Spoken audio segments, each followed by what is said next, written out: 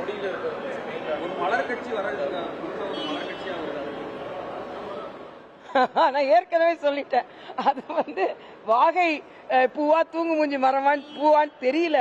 ஆனா தாமரை மலர் அங்கல்ல, தாமரை மலர் எங்களுக்கு சொந்தமானது. அதே மாதிரி பகுஜன் சமாஜ் கட்சியோட சார்ந்த சகோதரர் யானை அவர்களுக்கு சொந்தமானதுன்னு சொல்றாங்க. அது சட்ட ரீதியாக ஒரு சில கருத்துக்களை சொல்கிறார். தம்பி விஜய் அந்த அவரின் கட்சியை சார்ந்தவர்கள் சட்ட ரீதியாக அதில் தவறு இருந்தால் அதை மாற்றிக்கொள்ள வேண்டும் என்பதுதான். ஆனா விமர்சனங்கள் இல்லாமல் ஒரு கட்சி நடைமுறைப்படுத்த முடியாது. அதனால் விமர்சையாக ஆரம்பித்தாரோ இல்லவோ விமர்சனத்தோடும் ஆரம்பித்திருக்கிறார். அதனால் அவர் என்ன ஏது என்று பார்த்து மாற்றங்கள் இல்லாதது எதுவும் கிடையாது. அதனால் இன்னொருவரை புண்படுத்தாமல், இன்னொரு கட்சியை புண்படுத்தாமல் என்ன மாற்றங்கள் செய்ய வேண்டுமோ மாற்றங்கள் செய்யட்டும், அவ்வளவுதான். மரியாதைக்குரிய பாரத பிரதமர் உக்ரைனுக்கு போயிருப்பது உலக தலைவர்களுக்கு ஒரு முன்னுதாரணம்.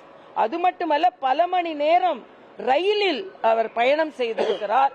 இங்க நம்ம இங்கிருந்து வேலூருக்கு போறதுக்குள்ளேயே ரயில்ல பயணம் செய்யறார் அப்படின்னு பெரிய விளம்பரம் செய்து கொள்கிறார்கள். ஆனால் உக்ரைன்ல விமானங்கள் போக முடியாத இடங்களில் சென்று அங்கே உள்ள உக்ரைன் போரினால் பாதிக்கப்பட்டவர்களை காணொலி காட்சி மூலமாக பார்த்து அவர்களோடு நான் இருக்கிறேன் என்று சொல்வது உலக அமைதிக்காக மரியாதைக்குரிய பாரத பிரதமர் அவர்கள் முயற்சி செய்து கொண்டிருக்கிறார். இன்னும் சொல்லப்போனா வருங்காலத்தில் உலக அமைதிக்கான பல நாடுகளில் உள்ள பிரச்சனைகளை தீர்ப்பதற்காக ஒரு நோபல் பரிசு கொடுக்க வேண்டும் என்றால் அது நம் பாரத பிரதமருக்கு தான் கொடுக்க வேண்டும் என்ற அளவிற்கு அவர் பணியாற்றுகிறார். இணக்கமான சூழ்நிலை எப்பவுமே எங்களுக்கு பிணக்கமான சூழ்நிலை தான். இப்ப அவங்க கொள்கை வேறு, எங்கள் கொள்கை வேறு. அவர்கள் ஒரு கட்சி தனது தலைவரின் நாணயத்தை வெளியிடுவதற்கு அழைத்த போது எவ்வளவு விமர்சனங்கள் இவர்கள் வைத்தாலும் நாகரீகமான அரசியலை முன்னெடுத்து செல்ல வேண்டும் என்று மத்திய அரசு ஒரு ஆரோக்கியமான அரசியலை முன்னெடுத்து சென்றிருக்கிறது. ஆனால் கொள்கை ரீதியாக ஏன்னா ஏற்கனவே வாஜ்பாய்ஜி அவர்கள் இருக்கும் பொழுது எங்களோடு கூட்டணி வைத்திருந்தவர்கள் திராவிட முன்னேற்ற கழகம். ஆனால் இன்று ஒரு மாற்று அரசியலை முன்னெடுத்து செல்வதுதான் எங்களது கொள்கையாக இருக்கிறது. அதனால் திராவிட முன்னேற்ற கழகத்தோடு கூட்டணி என்பதெல்லாம் அந்த நாணய விழாவோடு போய்விட்டது என்பதான் எனது கருத்து.